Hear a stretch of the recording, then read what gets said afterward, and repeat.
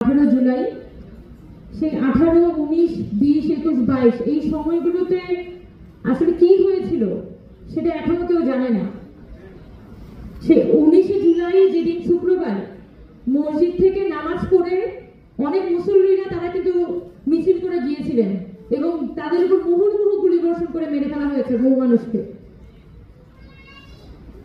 আজ থেকে কিছুক্ষণ আগে একজন আপা যে বললেন তার হাজবেন্ডের কথা, আমরা গত নভেম্বর মাসে যখন রায়েরবাজার বদ্ধভূমিতে যাই, ওখানে গিয়ে আজকে জুলাই অভ্যুত্থানের প্রায় 1 বছর কেটে গেছে।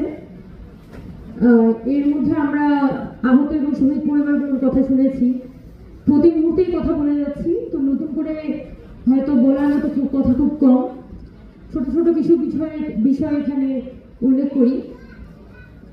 যখন জুলাই মাসে যে ভয়াল দিনগুলো, যখন ইন্টারনেট শাটডাউন করে দেওয়া হয়,